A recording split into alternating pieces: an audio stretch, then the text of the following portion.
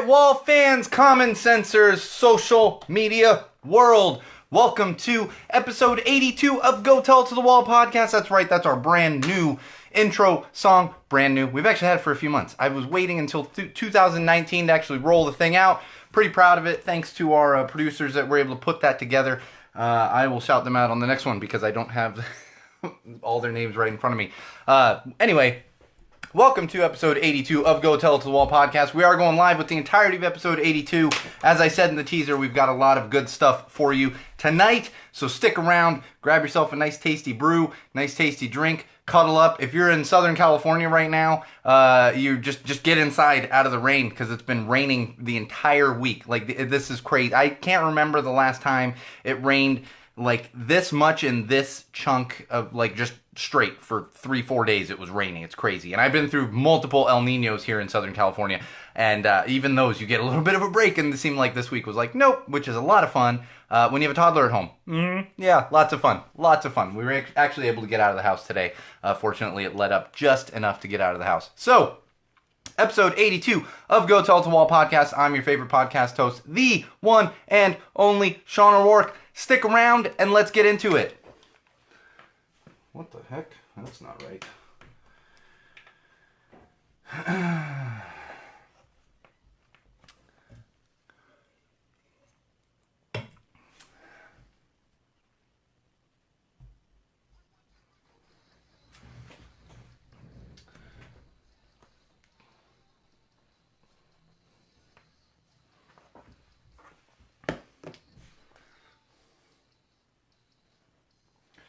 Alright,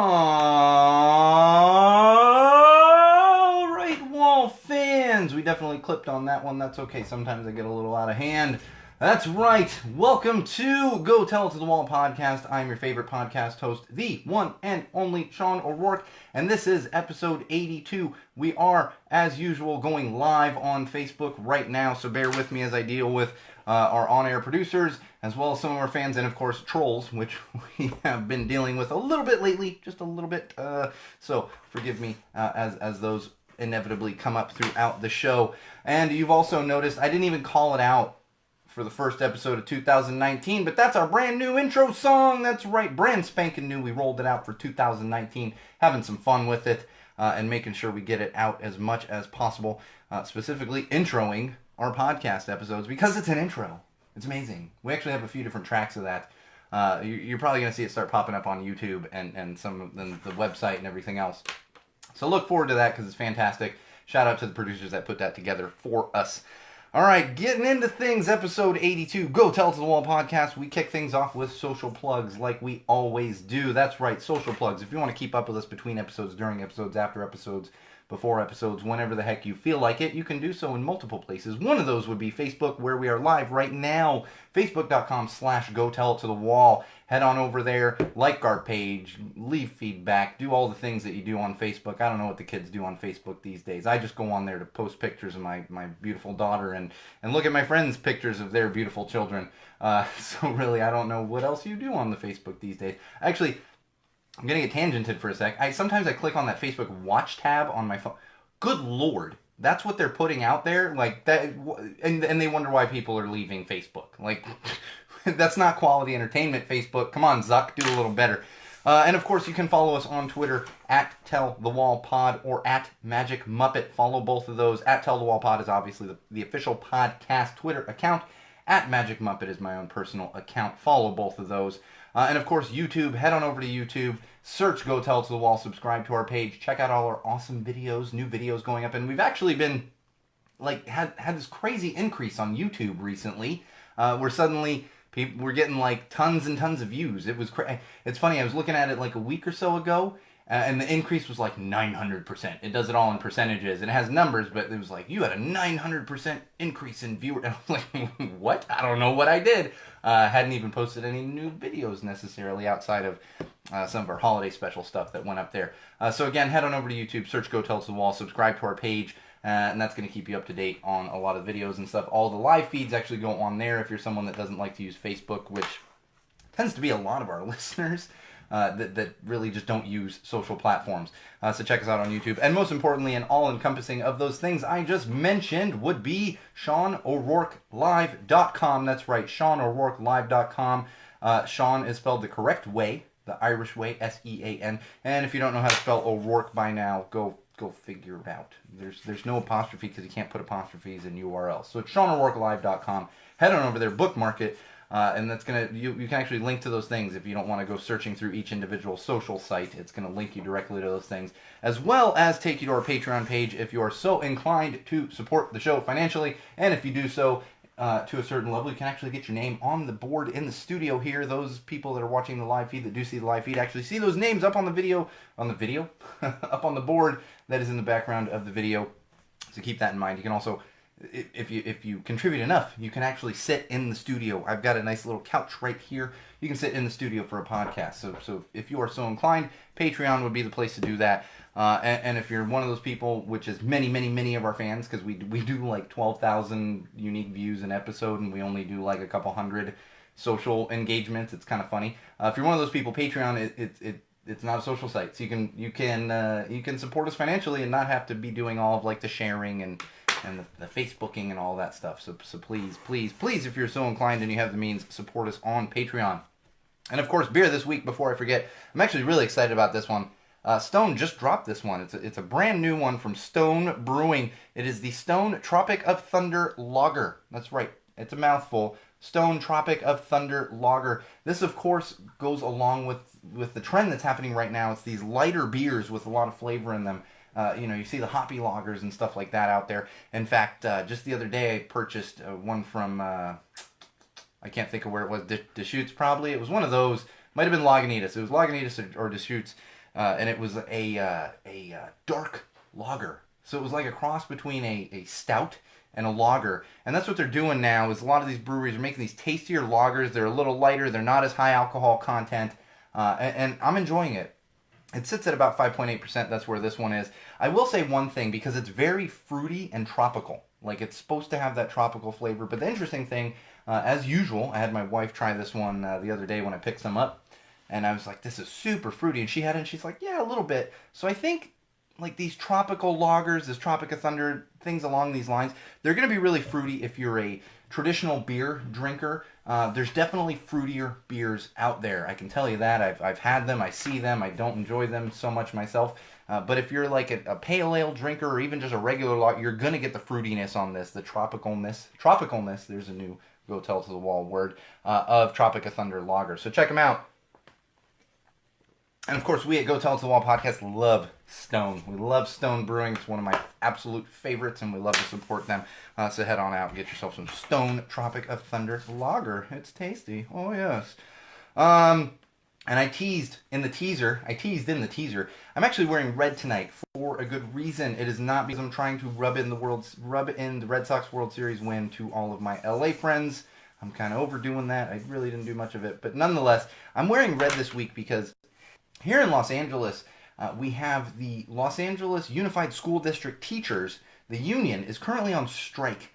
They have been on strike all week. You can see it. If you live in Southern California, you've probably seen it on the news. If you're outside of Southern California, I don't know how wide-reaching the news has gotten. However, it is happening, and most of them, all of them, the color that they have chosen is red to show support for the Los Angeles Unified School District teachers. And of course, we here at Go Tell Us the Wall podcast always support teachers, and we are standing with teachers tonight, this week, and until they are able to end the strike and they're able to reach an agreement with Los Angeles Unified School District. In fact, there's quite a few schools around my area where teachers are going out and marching on the picket line, and they invited other people to come out and march with them this week. Unfortunately, I'm at home with a 2-year-old, and it's been raining all week. All week it's been raining, so I haven't been able to get out there. But I just looked at the weather forecast, and it looks like tomorrow I'm going to be able to take my daughter out and march with some of the teachers and show our support for the people that educate our children. Education is so important. Really, if you didn't think education was important, look at what's happening in our country right now. Look at the guy sitting in the White House. Education's important. Education's important, boys and girls. So we're going to support the teachers here in Los Angeles and continue to do so until they reach an agreement, until they can get back to work and get back to teaching our children. because that's important, like I said. And one more thing I want to mention in the opening, buckle up a little bit. We're going to get a little ranty. In this episode. We've had some ridiculousness pertaining to mental illness and mental health, as well as some other things that we're going to get into, like people that just can't handle the fact that their toxic masculinity is being called out. So we're going to get into some of that as well. So just prepare yourself. I'm not saying put the kids to bed. I'm gonna hold back with the F-bombs, but prepare yourself because there will be some ranting going on tonight for episode 82. Ah, man. All right, let's get into some social trends right now. I want to be a little serious for a moment right now with the trend that's been going around all week, and that would be the hashtag 10-year challenge. Hashtag 10-year challenge. I guarantee, unless you're not on any social sites, you have seen this happening. It's on all of the sites. It's on Instagram, it's on Facebook, it's on Twitter. What are some of the... Do we still have other social... I can't keep track of them all, but it's happening. And here's the thing. It's very tiresome. I get it. And I want to unpack this for just a moment before we really get into the fun social stuff. So there was also a report that came out that said it was all about face recognition, and it was just a ploy to get pictures for your face recognition. Let me inform you of something. The majority of people that are sharing these photos, they're basically pulling an old Facebook photo from 10 years ago, and then sharing it side by side with a current Facebook photo. So here's the thing. If you're sharing a photo that's already on Facebook or Instagram or Twitter or one of the... You don't think there's someone out there fishing that can just already pull that photo? So everyone needs to calm down on that. I understand being safe, but really calm the hell down. That's not what's happening. Instilling fear in everyone. Don't give your information out to people. Don't click on suspicious links. That's where the issues come in. So keep that in mind. The other interesting turn that we've had on this is people have started to share real 10-year challenges. And you may have seen some of these. In fact, the first one I saw, I believe, was a coral reef. And it was showing a coral reef from 10 years ago and that same coral reef from today. And that coral reef ain't doing well. It's not doing well. And on top of that, many people are also sharing photos of war-stricken areas and people that are dealing with suffering and poverty and everything else. And the 10-year difference on that, That's the important stuff. I'm happy to see this because and I get it, everyone wants to have fun. Do your fun stuff. I don't really participate in many of the trends. But have fun with it. That's fine. Don't have fear that someone's going to steal your face. Your photos are already out there, dude. They're out there. Someone can find them. Unless everything's private. And if everything you have is set to private, then they're not going to see the hashtag 10-year challenge photo that you share anyway. This is a really common sense stuff to me. But please, take a few minutes. Check out the hashtag 10-year challenge for the reason of seeing the changes and the negative changes that we are seeing around really all over the world. But all the way as close as our country, you can see these things, and I think that's an important thing that we all tend to forget, is raising awareness for things like that. All right, another one that's happening on another social trend that's trending on the social platforms right now. How many times can I say social in one sentence? Would be hashtag best part of moving on, and you guessed it, this is best part of moving on from a relationship. I will tell you these are not super funny ones, but there are some funny ones, and I'll just share a couple of them with you. One of them, hashtag best part of moving on, finding yourself again. I think this is important especially if you're in a toxic relationship. If you're out there listening and you're 22, don't worry. It's okay. You can move on. Don't worry. Go find yourself.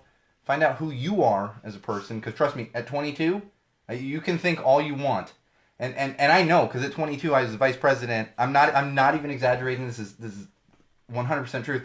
I was the vice president of operations of $1 million a year company. It was a mobile entertainment company, but I was vice president of operations at 22. But even at that time, I knew this isn't the full me. I got a lot of growing to do, and sure enough, I had a lot more growing to do. So if you're sitting out there and you're in your early 20s or in your teens, you got a lot of growing to do. Find yourself before you're looking to completely attach yourself to a significant other. Another one of those hashtag best part of moving on is finding out just how strong you really are. I think we've all been there, even in our, you have a rough breakup or whatever else, everyone's been there. I will share a funny one with you. Hashtag best part of moving on from a relationship is now I don't have to share my mashed potatoes. Duh. Good on you, Jeremy's ghost. Where's Jeremy? Jeremy's ghost is tweeting for him, not actually Jeremy. All right, another hashtag trending thing on the social platforms would be hashtag advice from my grandma. That's right. Hashtag advice from my grandma. This one goes both ways. It's really, there's a lot more serious but heartwarming things. For example, hashtag advice from my grandma. You can fall in love with anyone, choose wisely. Another one would be a good person, but don't waste time to prove it. Hashtag advice from my grandma. Those are very good things. I will tell you, my grandmother instilled a lot of advice to me over the years. But I will tell you one that really sticks out in my brain is when I was first going to college and I was trying to figure out how to pay for it.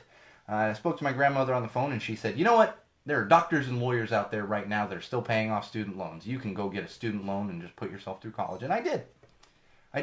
I'm still paying off those student loans, but I did.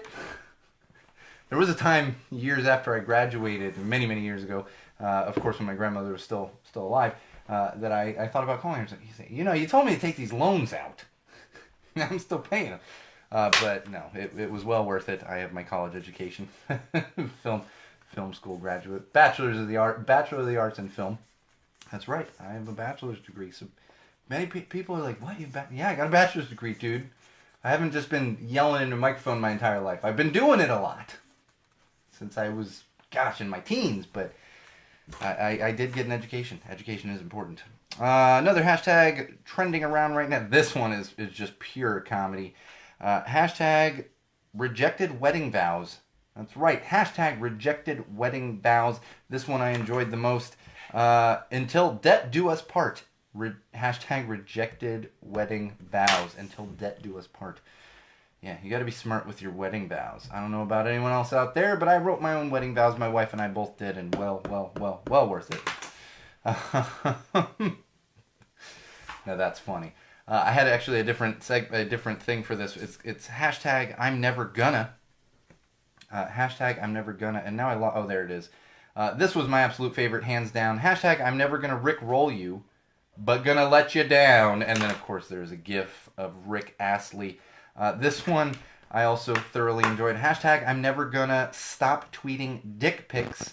And of course they tweeted some pictures with it. And they are pictures of actors named Dick. It's very clever. Very clever. Actually, I got to tell my good friend John Rosenberg about that one. I don't know if he does this Dick tweet of the day. I don't know if he's really thought about that one yet. I'll have to shoot him a message after I get out of the studio here. All right, let's move on to some TV, film, and books. TV, film, and books. All right, wall fans, common sensors. I've actually got a book. Book. I don't know. Maybe you'll hate it. But I've got a book topic. I've actually started reading a fifth book in a series by an author named Scott Meyer. Scott Meyer. I've been reading, like I said, I've just started the fifth book. I'm like halfway through it. I started a couple days ago. But he has a book series called Magic 2.0. It starts with a book called Off to See the Wizard. I'm not going to get into super detail on this. I would just encourage you to check it out. I will tell you, it's kind of like a cross between The Matrix, but not like serious Matrix-y stuff. It's a little bit of a cross between The Matrix and Ready Player One, with just kind of all the good fun stuff from that, and then injecting quite a bit of comedy as well. Fun comedy. It's definitely on the easier side of reading. This is the kind of stuff I like to read like at night when I want to think a little, but I don't want to get really in depth with like some Tolkien or something crazy that just takes a lot of effort. I don't know if that's the right word, but for lack of a better word, effort to read. And this stuff by Scott Meyer definitely fits the bill. Check them out. The first book is called Off to Be the Wizard. It's a little misleading, but if you were to just see the cover of the book and really read like the write-up on it, you'll see exactly what I mean. Highly recommend it to anyone out there that's really looking for like not super easy, but an easier read, enjoyable read with some fun, action, and just all around comedic value. That would be Scott Meyer. So check him out. On Amazon, you can actually do the lending library if you're not one of the Amazon Kindle Unlimited users. You can do all of his books are on the Kindle lending library, so you don't have to pay for them. And plus, they're fairly inexpensive. He's a really good author. Can't recommend him enough. Thoroughly enjoyable reads. We have some news from Netflix. Netflix, yeah, they're going to be taking more of your money. That's right, because you know you're not going to cancel it. Netflix recently announced a price increase. It's going to be a $1 to $2 increase depending on your plan. And that's going to happen in the next 3 months. You're going to start seeing that in the next 3 months. You're probably not even going to see it because you know you got it set up like on auto pay or whatever, and that stuff just comes out of your account or goes on your credit card, whatever else. You probably wouldn't even notice that $1 to $2 if I hadn't mentioned it here, or you didn't see an article on like Gizmodo or one of those. Where I'm sure everyone had this. Netflix price increases. What are you gonna, guys? It's one of those things. Like, I mean, when they did their original price increase years ago and they were like, you got to pay separate, I was like, I ain't doing DVDs anymore. I'm just going to stream. But, $1 to $2, that's how they get you. Increase $1 here, $1 there. Like Amazon Prime, we'll just increase it $10 this year. Next year, another $10. All right, Bezos. Jeez, I don't know who's in charge of Netflix there. I'd call them. All right, Netflix. Anyway. Speaking of more news from Netflix, speaking of Netflix, we have more news from Netflix. Sometimes I just, mix my words there. It happens. They have announced a new comedy. A new comedy is coming to Netflix featuring Steve Carell. He is also working with Greg Daniels. If that name doesn't ring a bell for you, Greg Daniels is the creator of The Office. He actually was the creator of the original creator of The Office. So we have Steve Carell and Greg Daniels working on a new comedy for Netflix based on Space Force. That's right, based on Space Force. If you remember a few months ago, the Orange Menace announced that he was going to create a military branch called the Space Force. And that's what we're going to get here.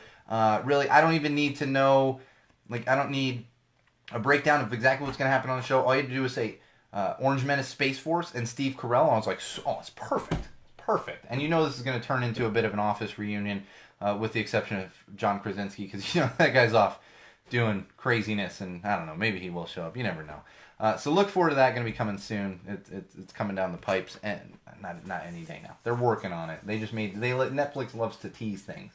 They're like, we're going to do another season of Stranger Things 5 years from now. The kids go to college. What's happening in that 5 years? We don't know. That's Netflix. It's like Game of Thrones right now. Yeah, I love the Game of Thrones teaser trailer they did 2 months ago. It was like, what did I just watch? What was that? That was nothing. Don't call this a teaser trailer. Just call this music set to an animation with fire and ice.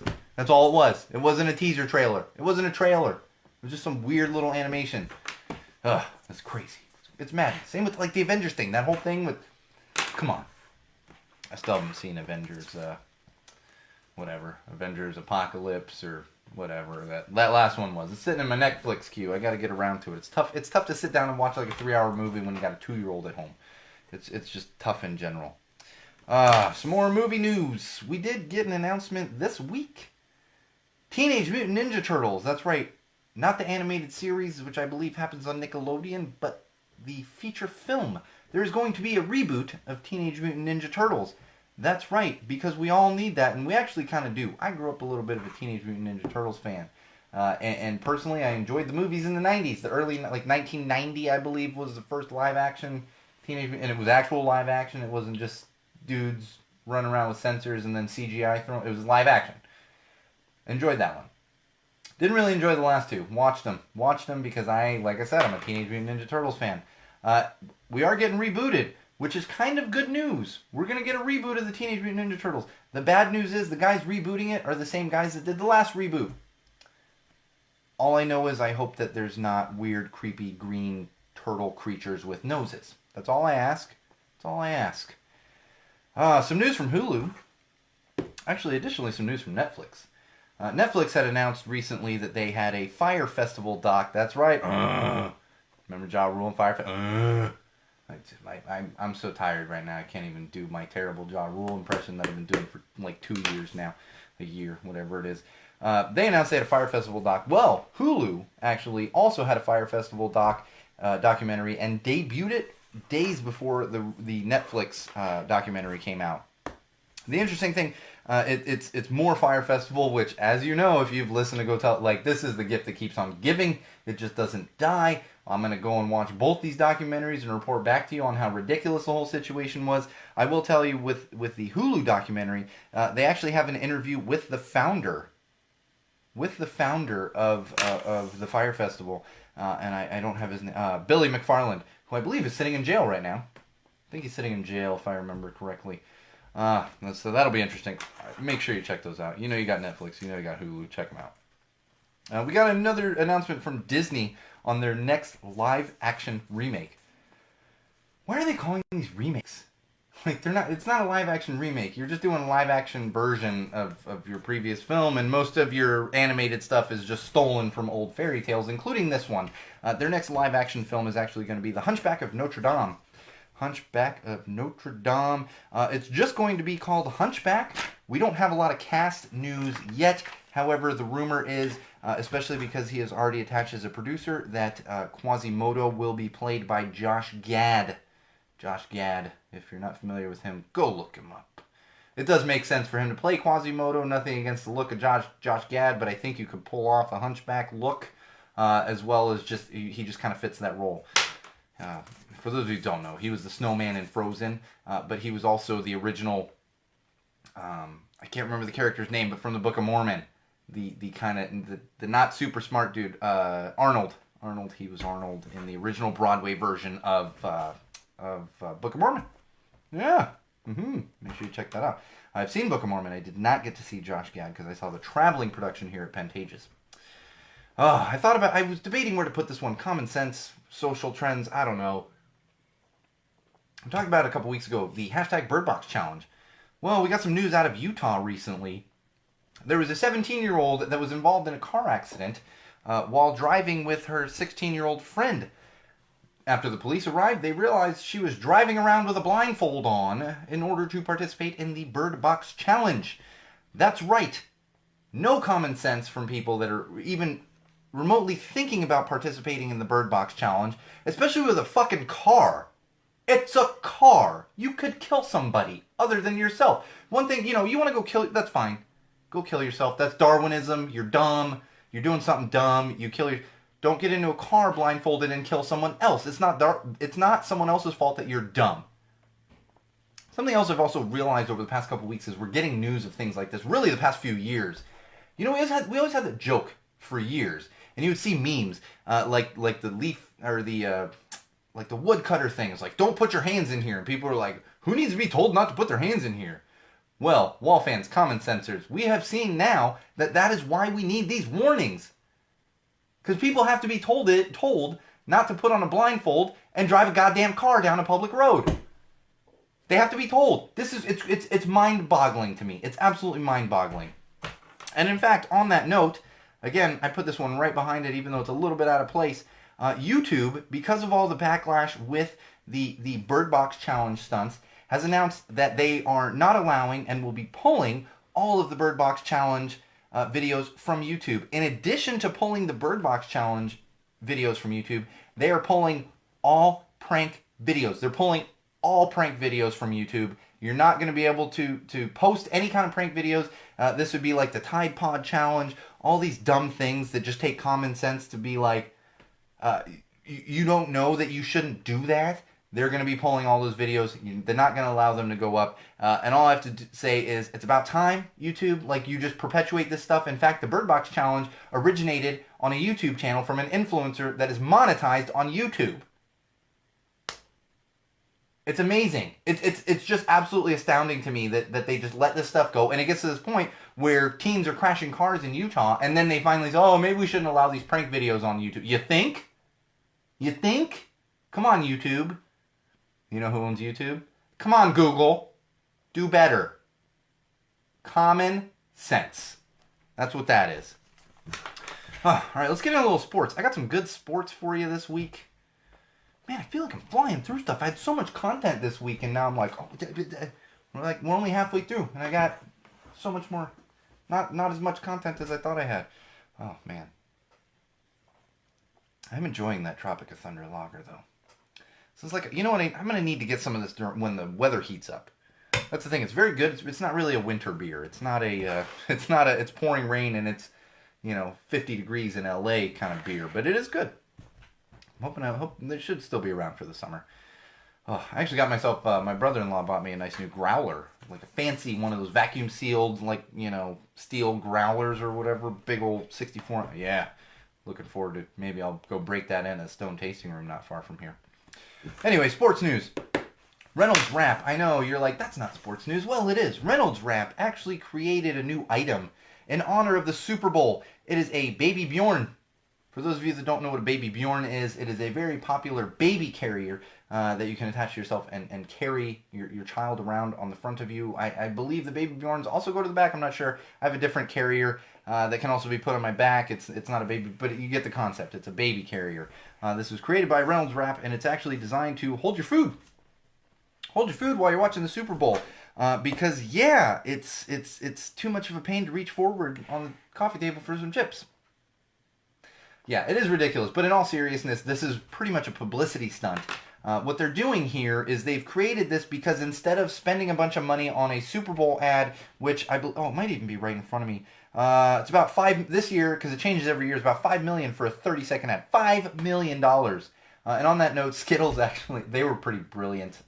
Who owns Skittles? Must be Mars. I believe it's Mars. Whichever larger company owns Skittles.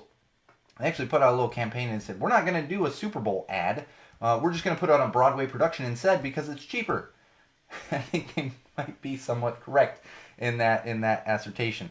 So Reynolds Wrap, not wanting to spend money on an actual Super Bowl ad, they have created this item so you can get it, and it is, of course, creating buzz for Reynolds Wrap because I never even think of Reynolds Wrap outside of when I need to buy some new aluminum foil for our kitchen, and even then I don't think I buy Reynolds Wrap. I feel like there's got to be a Target brand that I get instead of Reynolds Wrap that's like a couple bucks cheaper. However, this is putting Reynolds Wrap on people's minds, and people are going to tweet this, they're going to share it, they're going to think it's hilarious. So it really is kind of brilliant. As much as I'm saying, well, you can't reach forward to pick up some chips, like nobody's going to wear the thing. Nobody's actually going to wear the damn thing. It's really just a publicity stunt, and they've done a good job because it's popping up. It's popping up everywhere. Oh, sports, more sports. This one's been getting me all week. All week, this one's been getting me. Even if you're not familiar with sports, you're familiar with this instance. University of Clemson won the national championship for college football recently, like 2 weeks ago. I don't know, whenever it was. I watched it. I was laughing because I hate Alabama, and they got their asses kicked. So I was enjoying it and laughing. But in the grand tradition, they did go visit the White House this week.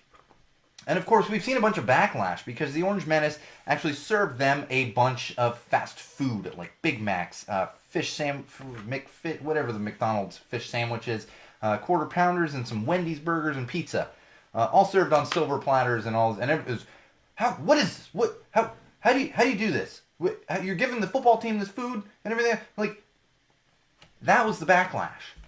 And I get it; it is kind of cheesy. It's very tacky. But you know what's even more tacky? Is throwing a party for a bunch of fucking football players when the government is shut down and people can't feed their families. That's the bigger issue. This is all just distraction. The Orange Menace does dumb stuff like this to distract us from what is really important. And that is the fact that the government is shut down and some people can't feed their families. Yeah, they're college kids. They're not starving college kids. They're all football players. They're on meal plans. And trust me, they're on much, much, much more than meal plans. They're football players at the University of Clemson. They just won the national championship. You don't tell me that they're struggling to eat or anything else. And on top of that, the funny thing is, if I was in college and I showed up to a party and they were like, here's a bunch, I'd be like, hell yeah. Like, let me soak up this hangover that I've had for 2 weeks because I won a national championship. The other thing that's really pissing me off about this, and people have been sharing this. That's what's crazy, is people have been sharing this crap.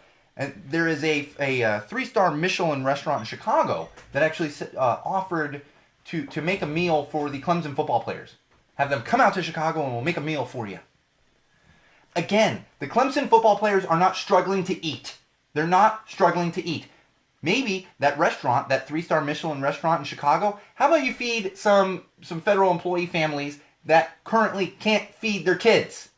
Maybe that's a little more important than a publicity stunt to try to show up the Orange Menace over something that really, who cares? This is not important in the grand scheme of things. So he served some fast food.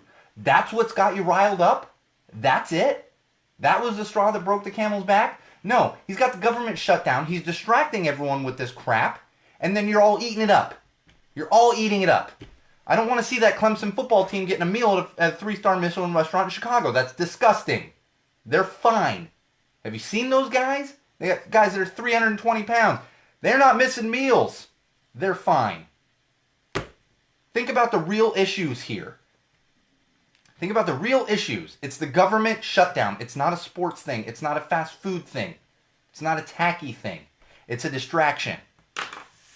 Throwing a party for a bunch of football players when people can't feed their families. That's the ridiculousness of it. On another sports note, we got some news from Bob Costas this week. So Bob Costas, semi-retired. He didn't actually retire. He's actually leaving NBC. Bob Costas has been at NBC possibly since before I was born. I can't tell you. I just Olympics, football, everything. Bob Costas.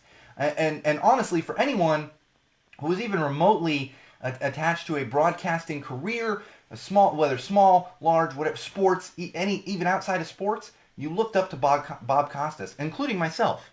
So he's going to be leaving NBC. He's not completely leaving broadcasting. He will still do some MLB games for MLB Network. But I do bring this up because I want to give a big salute to the great, talented, and amazing Bob Costas. And good on you, Bob, for being in so many households for so many years and doing just a fantastic job of it. We're going to be sad to see you go from NBC and not see you quite as much as we did. But go out, relax, enjoy your family, take a vacation, enjoy life, because I'm sure he's not hurting for money. I'm sure he's not. And not to say that he was only doing this for money, but you hit a certain age, go enjoy your family, go enjoy your life, take a vacation, All right, we're going to get into some mental health. This is what I was kind of warning everybody about in the teaser. We got some news last week, and I actually found out about this through The Mighty, which is a mental health website that I frequent, whether it's for stories or just for stuff I'm interested in or stuff to even help myself personally. And they had an article about a week ago, and I was not aware of this, which I can't believe I wasn't aware of this a week ago when it actually happened. This only came to my attention this week, and that was Piers Morgan. That douchebag, who I can't believe he still gets airtime. I can't believe anyone still listens to him. But he actually retweeted a quote from somebody where they said, celebs are trying to make mental health problems fashionable. So essentially mental illness as fashionable. And Piers Morgan backed that up. Tweeted the story saying celebs are making it fashionable. I'm going to tell you right now, if you're not aware of this, Wall fans, common sensors, podcast consumers, I'm telling you right now, this is not the case. It was 100% not the case. Now, do I know every celebrity personally? No. But I can tell you it's 100% not the case. The only way it's possible to think something like this, to think something like that, is if you don't suffer from anything like that, or you haven't lived with anyone that suffers from a debilitating mental illness. And I'll tell you, just ask my wife. Just ask my wife. She knows what it's like. In fact, I sent that to her and she said, there's no way you could possibly think that if you have lived through it or you live with somebody that lives through it. I'm going to tell you right now, I would rather be irrelevant forever, wearing a burlap sack with no friends. I mean, I wouldn't give up my family and my daughter, but with no friends, no podcast, no anything. Just living in a hole with a burlap sack with my daughter and my wife. I would take that over unlimited fame and recognition, but having to live with debilitating mental illness. That's 110% accurate. I would do that in a second. I would. Wouldn't even hesitate. There's no hesitation there. Because that's the difficulty that comes along with living with mental illness. A debilitating mental illness. Nobody's trying to make it fashionable. In fact, most of what's happening here is these celebs, they're finally speaking out about it to help diminish the stigma around it. I know personally, I spent most of my life not talking about it. It took until I was in my 30s to discuss it more openly. In my 30s. And I still have problems with it. But I discuss it because I want to help remove that stigma. And that's what these celebrities are doing. The ones that speak out about it, they're not trying to say, look, I'm cool because I have mental illness. I have a mental health problem. No. They know that they deal with it, and they want to possibly help others deal with it. That's what I've always said on this podcast. If one kid, I'm not saying there's kids listening, but teenager, 20-something-year-old, hears this and realizes I'm not alone. Other people deal with this as well. And there are people out there that I can talk to about it. If one person does, then it's worth my embarrassment of sharing personal stories with you. Absolutely. There's no question about that. There's no question. It's not to be fashionable. It's not for content. You think I can't find other content to talk about? I can get on here like the hipster, the young hipsters like Hassan Piker and just post weird photos of me and my bulldog. It's not what I'm here for. I'm not here for social media fame. I'm here to talk to a wall, deliver some common sense, and hopefully make a slight difference in the world. That's what I'm here for. And I guarantee that's what many celebrities are out there for when they're talking about this. And in fact, I want to share, Sophie Turner got into it with Piers Morgan on Twitter. And I want to share with you her tweets. So these 4 tweets, this is a 4-part thing that she tweeted. These are all direct quote from Sophie Turner. Part 1, people who think it's okay to make jokes about mental illness. I feel you must be lucky because surely you don't understand or can't comprehend what it is like to have or know someone with an illness like this. Right? Right? Part 2, depression is the second biggest killer in affluent Europe and America. One of the greatest reasons being, I believe, is because mental illness has so much stigma surrounding it. That's why we talk about it on Go Tell It to the Wall podcast. To remove that stigma. If it's one kid, it's worth it. One. Part 3, if we can just all speak out about our experiences or our loved ones' experiences, we can help other people who suffer with mental illness not feel so alone. Let's keep this dialogue going. Part 4, you are not alone. You can manage your illness, and people who make fun of it are the minority, not you. You are loved and supported. I can't say enough good things about Sophie Turner right now. That's well thought out. If you've listened to Go Tell It to the Wall podcast for the past 2+ years, you know that really, I probably didn't say them as well as Sophie Turner does, but really these are all things that we've talked about on the podcast. Removing that stigma. We need to do better. And Sophie Turner, you just became one of my favorite people around. Now I hope Sansa sits on the Iron Throne, even though it's not actually Sophie Turner. I'll be following her on Twitter. It's fantastic. Piers Morgan is not fantastic. I hope he disappears from the face of the earth. Piers Morgan, as well as the other woman who had said this. I don't say it often, and I'm going to be completely frank with everyone out there listening and everyone watching right now. I don't say this about people. I really don't wish harm on a lot of people. But I did say to my wife when I first found this today or yesterday, whenever it was, I was like steam was coming out of my ears. And I said, I genuinely hope the two of them get hit by a bus. I genuinely do. I don't wish harm on people, but that's inexcusable.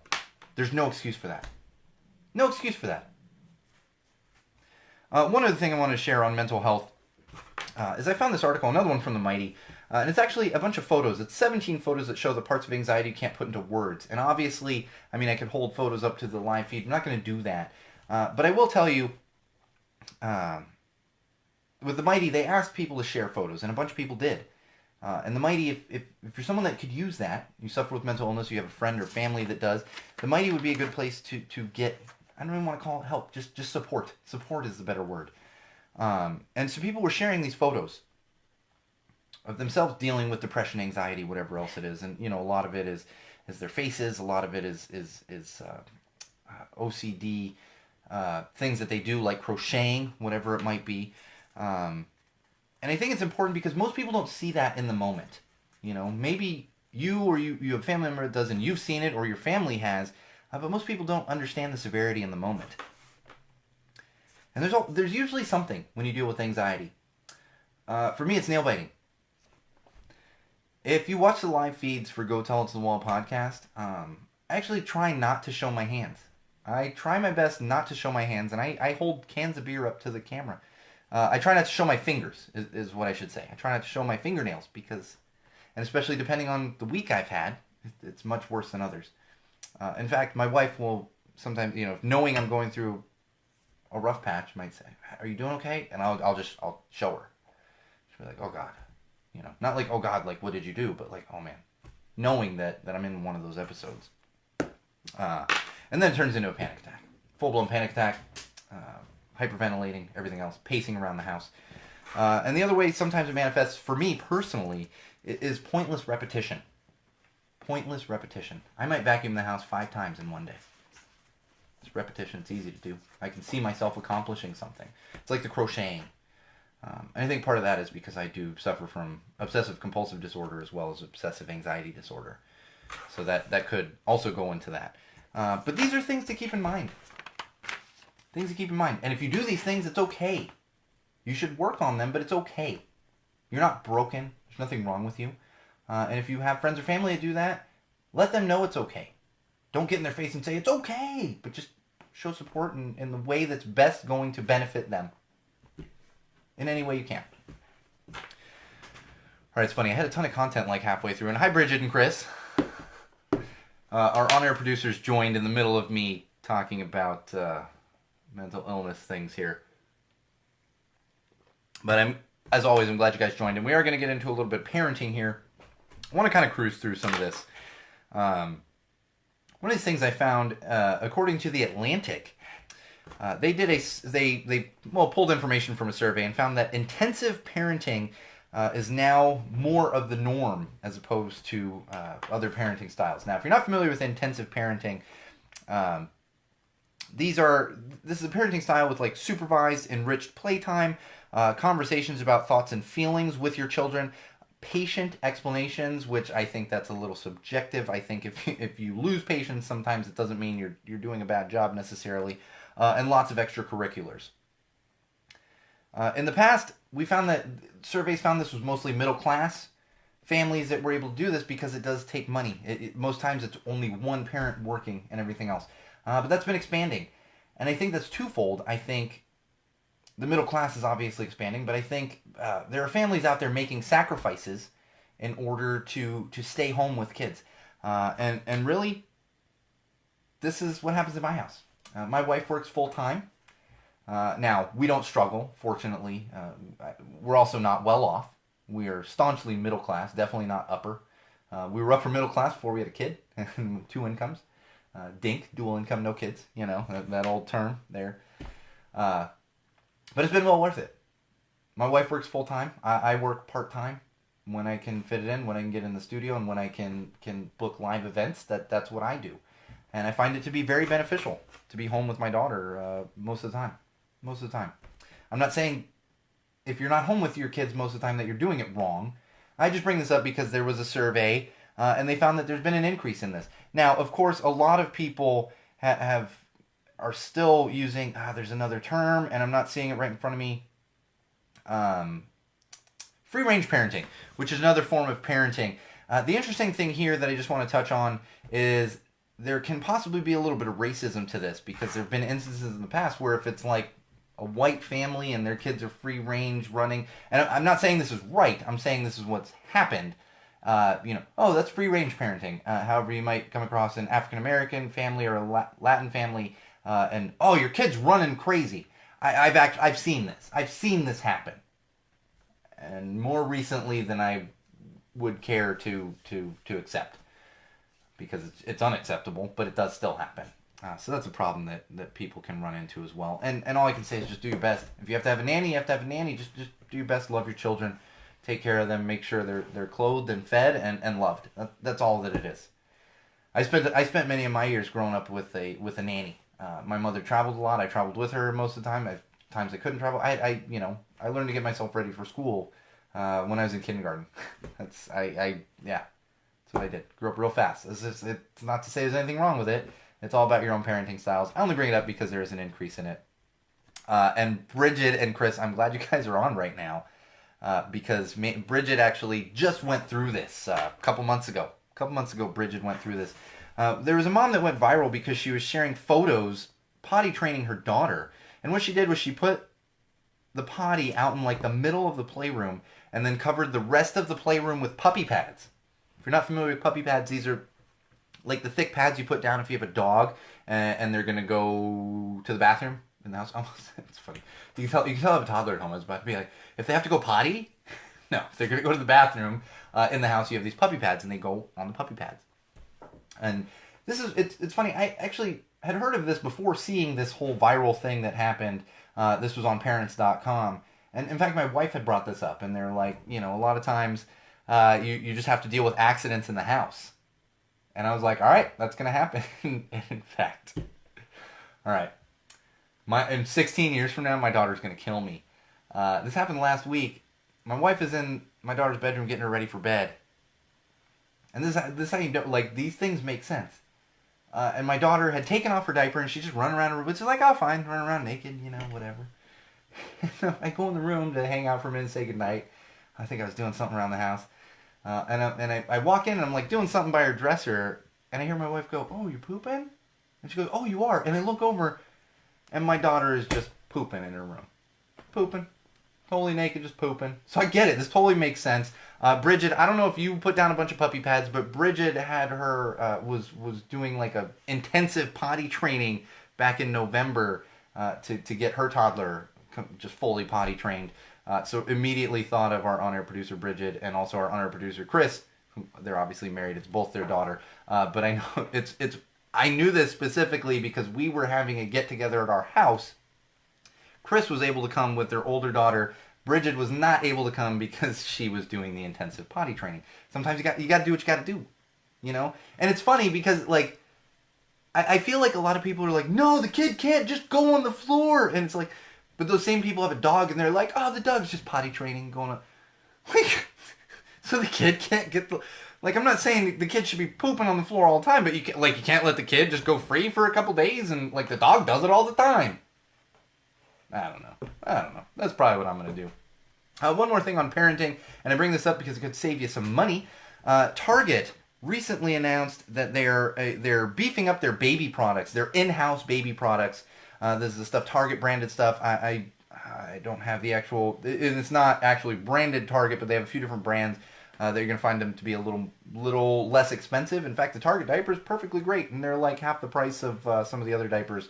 Unless you do the subscription through Amazon, which is what we do. I think we go a little cheaper because of the subscription. But Target diapers, totally fine. They're great diapers. Do them. Use those for your kids. But then on top of that, you're going to see a lot more stuff popping up in Target, which is great. Could save you a few bucks. And this is, of course, to make up for the void left by Babies R Us, because Babies R Us had their own brand and everything else. All right, moving on to some tech. We're getting short on time, but it's okay. I feel like it's going to come out really well this week. Maybe not. I don't know. I'm still enjoying that Stone Tropic Thunder Lager. Chris, you would thoroughly enjoy this one. We'll get your hands on some of this one. It is it's a little fruity, but not too fruity, and it's not super pale like the IPAs that you swore off a couple years ago. Anyway, getting into some tech. CES happened recently. I'm not gonna go through all the crap. I'm so sick of like tech gadgets and stuff. But I do have one thing that was announced during CES from Samsung. They unveiled a 219-inch TV, and they're calling it the Wall. 219 inches. Chris, if the Pats make the Super Bowl, are we gonna have the Wall at your house here? We're gonna have the Wall. I'm bringing this up. This is really just between me and Chris. We have a little bit. Well, we didn't last year, but we got some luck with the Pats playing in the Super Bowl, watching it at Chris and Bridget's house. But I digress. There is going to soon be available to the public a 219-inch TV. They're calling it the Wall. 219 inches. That's ridiculous. I don't even think it would fit in my house. I don't know that a lot of consumers would be getting this. However, my brother-in-law and I were talking about this last week, and I said, let's split it, Bridget. I don't think it would fit in your house either. Bridget is asking if I will buy the TV for them. No, I don't even think it would fit. That's what's funny. And Chris just jumped off the live feed. I think he is measuring the wall in their living room. I'm just kidding. I don't even think it would fit. And it's ridiculous. Although I kind of did some quick math, and I was like, dude, if you're watching a game, like the people are life size at that point. I'm pretty sure they're just life size at that point. So the only thing I could see is if you're like, I don't even want to say obscenely rich, but if you're wealthy, and you have a large house and you have one of those like home theaters, I can see that being useful there as opposed to using a projector. That's what my brother-in-law and I were talking about. And he's like, well, just use a projector. And I was like, well, even if it costs a little more, you're saving space on having like the projector behind you and the screen and everything else. So it does kind of make sense for that. However, I of course will not be purchasing one. We're not. I'm not going to purchase one for our honor producers Chris and Bridget Hassan. But it is a fun thing to think of. If I do have a friend that gets one, I am curious to see it. I just kind of want to see it. Yeah, I thought so. I don't think it would fit on our wall, like in our house either, Bridget. Yeah, like that's what I mean. I think you really got to have like a home, like a big home theater, whole setup and everything going on for that even to be useful. All right, moving on tech. We got some news from Google. I'm actually really excited about this one. Google just announced that they are buying Fossil's smartwatch tech, paying $40 million for Fossil's smartwatch tech. This is awesome because Fossil makes smartwatches. I believe my mother actually has one, has a Fossil smartwatch, and does like it. I've always looked at them. I haven't upgraded my smartwatch since the Fossil ones came out, but this is great because Google hooking up with the Fossil tech that's going to go in there. We're probably looking at some more stylish watches, also some new tech that can come out of that because they're going to take their tech and combine it with the Google tech and Android Wear and all that good stuff. So that should be exciting. That's going to be coming down the pipe at some point here. And we have a little follow-up in tech. I talked about the gigantic douchey trucks that were blocking Tesla charging stations all around the country. And we got a response from Tesla, essentially. They're starting to employ these, and they've been rolling them out in China. But it's essentially a lock. For those of you not familiar, the Tesla charging stations have been there's been giant trucks that have been blocking them, parking them, and not on accident necessarily. They've been blocking them on purpose. And so what Tesla has done is they've implemented these locks that pop up right in the middle of the charging station parking spot. Pops up right in the middle there, and it only goes down if you have a Tesla and it has like whatever it's probably like a QR, some kind of thing built into it, and then the thing pops down. If you don't have a Tesla, you will not be able to park in those spots at all. And this is a way for them to combat the douchey gigantic trucks. All those trucks had like the truck nuts hanging down from them, right? Like all of them did. These dudes doing that. It's a requirement. If you're going to be a douchey truck owner, that's what you do. I actually got a few in our neighborhood. It's funny. I got a few of these in our neighborhood that have these like souped up trucks, few people. And I see them outside and I'm like, your truck is so clean. You don't need a truck. You live in Los Angeles, like right near the freaking city. And you have this giant truck, you like loud, ridiculous, obnoxious truck. Give me a break. Give me a break. It's just compensating. Oh, man. I'm going to talk about it for a second. If you're not familiar with this, Gillette dropped an ad. Good on Gillette. This is basically an ad to combat toxic masculinity. And of course, a bunch of people got upset. A bunch of guys. A bunch of men out there got upset. They threw away their Gillette razors. Because you're attacking their masculinity. All I gotta say to that, is they're complete assholes. Like if you watch that ad, if you haven't seen the ad, if you watch that ad and you go, I am threatened. The problem isn't the ad, the problem is you. And you need to go sit in the corner and you need to think about why that ad upsets you. Just do it right now. If you're listening to this and that ad upsets you, just go sit in the corner, stare at the corner, and think about why you're an asshole and why that ad upsets you. That's all I gotta say about that. Chris is gonna go shave right now. I know, that's what's funny, is I the other day I was like, oh, thank you. My mother actually jumped on the live feed, and she has a Fossil smartwatch. Thanks, Ma. I actually thought about that the other day. I was like, ooh, I gotta go get a new Gillette razor. Then I was like, oh, wait. I got a big-ass beard. What am I gonna do with the Gillette razor? Oh, so Chris, go shave for both of us. Chris has a little bit of facial, but shave for both of us, please, Chris, to combat the assholes that feel threatened. God, threatened. Oh. More news in the world of common sense. We had a gentleman who was recently banned from Royal Caribbean. Royal Caribbean is a cruise line. He was recently banned from Royal Caribbean. You know why he was banned? He jumped off of one of the high balconies of the ship into the water. And he did this, of course. Why? Why, Wall fans, common sensors, podcast consumers, social media world? Why did he do this? For viral fame. Yeah. Jumped off a goddamned cruise ship into the middle of the ocean. Had his friends film it, and he did it so he could post the video.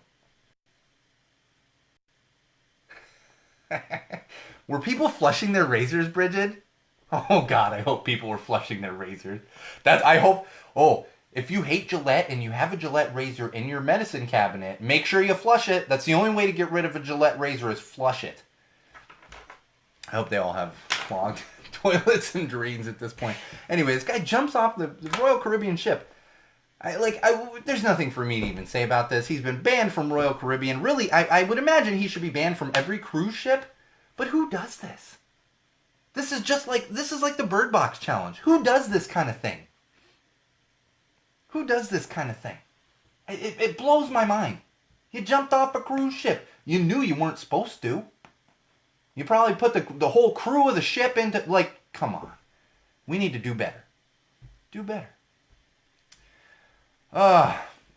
Two more things just real quick. Lego just recently announced that they are working on a new line of Legos for adults. Adult Legos. These are not pornographic Legos. Let me put that out there right now. They're not pornographic Legos, but they are Lego sets geared toward adults who want to build with Legos. And it's funny because, actually, the title of one of the articles I was reading was Adult Legos Are the New Adult Coloring Books. And it's like, I totally get it. The funny thing for me, I've actually got a Lego set sitting right here. It's a Boston Red Sox helmet. I haven't had time to build it yet, but it's there. I also have a VW bus sitting back there that is a Lego set that I haven't had time to build, but I would like to. Good on you, Lego, for making adult Lego sets. I don't think you really have to. I have many friends. In fact, Chris, do you have not for the girls, but do you have? Because I have friends that are geeky fans, like Star Wars fans, and they have their Star Wars Lego sets and stuff, and so it makes sense. Adults are already using these things.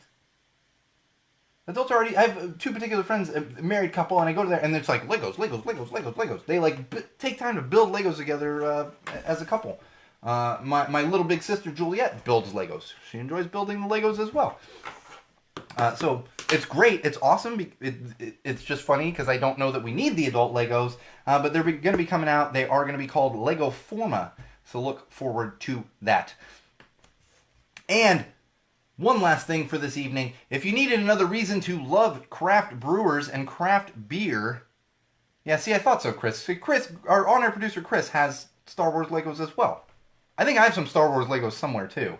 I'm not as big of a Star Wars fan, but I have some Star Wars... I've actually got a Mr. Potato Head. There's a Mr. Potato Head back here. Maybe I'm not a good example. Maybe I enjoy toys, because there is a Deadpool toy and a Ninja Turtle, and... maybe I'm a bad example. Maybe they do need adult Legos for people that are not as juvenile as myself, and... Chris is not juvenile, but, Chris enjoys his stuff, his geeky stuff as well. So maybe they do need adult Legos. I don't know.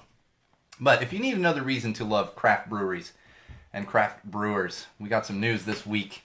There is a craft brewer that has actually brought a lawsuit against the White House and the administration that's currently there right now. Almost said his damn name.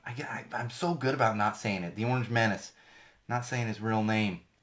And it's because of the government shutdown. There is a Washington, D.C. based craft brewer that is losing money right now because of the federal shutdown. They are not able to actually export their beers out to other states because of the shutdown. So they are suing the administration for loss of money. And good on you, craft brewers. Let's keep coming at them like this, because this is something to make us think about. And you know what's happening here is...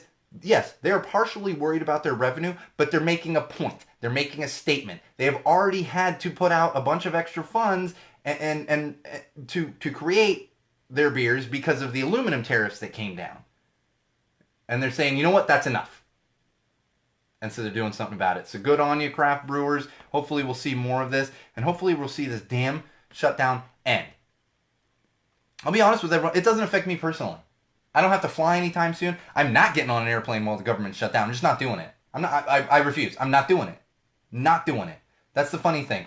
We got terrorists coming across the border. That's why we got to secure it. So you stop worrying about the airplanes? You remember 9/11? Yeah, they didn't come across the southern border. They flew on fucking airplanes and they flew them into a building. But yeah, let's not worry about the TSA, the people that are keeping the airplanes safe. No. We got to worry more about the border. I will leave you with one more thing. You know what's, because I grew up in Southern California. I went to school not far from the border. I went to school with people that lived in Mexico because I went to private school. You know how stuff gets across the border? Illegal stuff do you know how it happens? They drive it straight through the checkpoints. I know this for 100% fact. The smart ones, the ones that make a lot of money, the ones that are really sending weapons and drugs into the United States of America, they send them straight through the border checkpoints. You know what they do? And this is just an example. They'll send 4 trucks full of illegal stuff. First truck gets pulled over, Border Patrol searching that truck, the other 3 trucks go straight through. That's how it works. That's what they do. I know this for an absolute 100% fact. That is fact. But have fun with your wall, Orange Menace, and all these people that think, oh, I need to be protected by a wall. Give me a break. Give me a break. It's ridiculous. It's ridiculous. It's racism, and that's all it is. It's racism. That's all it is.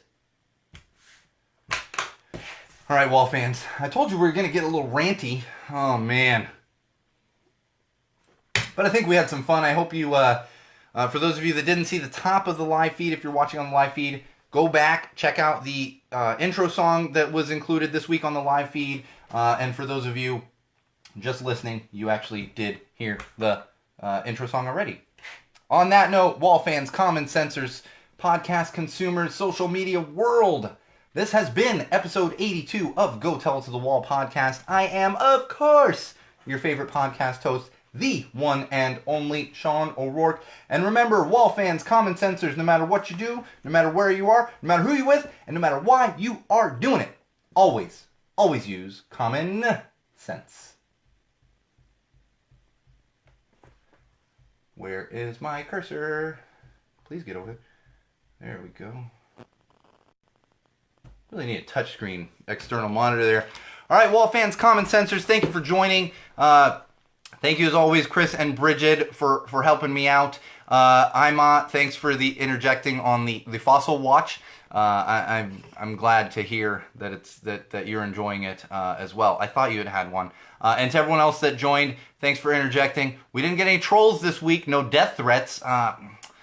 I'm gonna start feeling like I'm failing if I'm not getting death threats on a regular basis here on the live feed. So maybe we will get some. Although we've been getting a little bit on YouTube as well, so that's been lots of fun because people just people hate common sense. Not everyone. Most people don't hate common sense. There are people out there that do hate common sense, and those are the people that are freaking out and trolling and leaving death threats and that kind of stuff. It's all kinds of great fun.